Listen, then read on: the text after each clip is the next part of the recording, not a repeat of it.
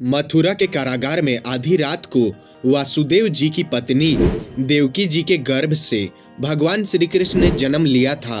यह बात हम सभी लोग बहुत अच्छी तरीके से जानते हैं, लेकिन भगवान श्री कृष्ण की मृत्यु कैसे हुई थी, उनके शरीर का दाह संस्कार किसने किया, इन सवालों के जवाब शायद ही आपको पता होंगे।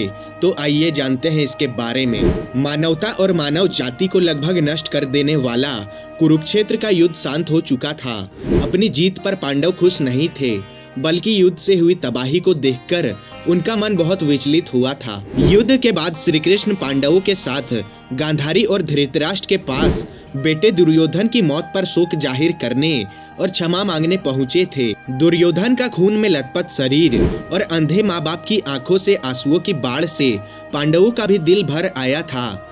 गांधारी पांडवों को छोड़ श्री कृष्ण को दुर्योधन की मौत का असली जिम्मेदार मानने लगे। गांधारी ने श्री कृष्ण पर चीखते हुए कहा, आप द्वारकाधीश है, जिनकी पूजा मैंने खुद विष्णु अवतार मानकर की। क्या आप अपने किए पर जरा भी शर्मिंदा ना है? आप चाहते तो अपनी दिव्य शक्तियों से इस युद्ध को टाल सकते थे। बेटे की मौत पर आंसू बहाने वाली एक माँ का दुख आप अपनी माँ देवकी से जाकर पूछिए, जिसने अपने 7 बच्चों को अपनी आंखों के आगे मरते देखा है। इसके बाद गांधारी ने कृष्ण को श्राप देते हुए कहा, यदि भगवान विष्णु के प्रति मेरी आस्था सच्ची रही है तो आज से ठीक 36 वर्ष बाद आप भी इस धरती पर जीवित नहीं रहेंगे। द्वारका तबाह हो जाएगा और यादव वंश का हर इंसान एक दूसरे का खून का प्यासा हो जाएगा। यह कहकर गांधारी श्री कृष्ण के चरणों में गिर गई और रोने लगी।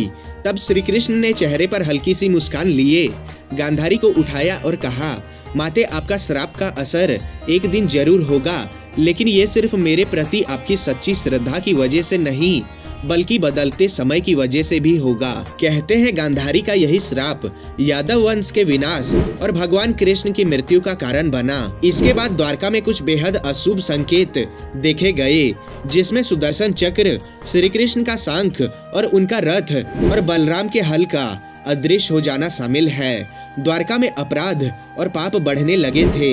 ये देख श्री कृष्ण परेशान हुए और उन्होंने अपनी प्रजा से प्रभास नदी के तट पर जाके पापों का प्रायश्चित करने का आग्रह किया। द्वारकावासी वहां भी जाकर मदिरा के नशे में चूर हो गए और एक दूसरे से लड़ने लगे।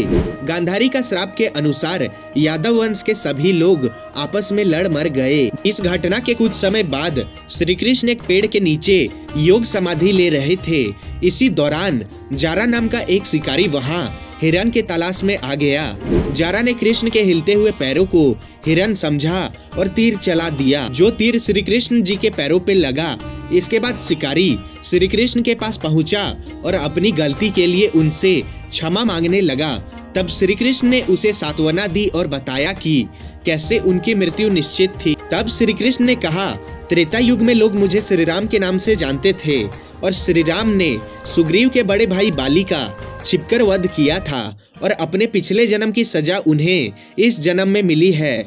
दरअसल जारा ही पिछले जन्म में बाली था। यह कहकर श्री कृष्ण ने अपना शरीर त्याग दिया, जिसके बाद अर्जुन ने उनका अंतिम संस्कार किया और श्री कृष्ण की मृत्यु को ही कलयुग की शुरुआत माना जाता है। तो दोस्तों, कैसा लगा आपको हमारा आज का वीडियो?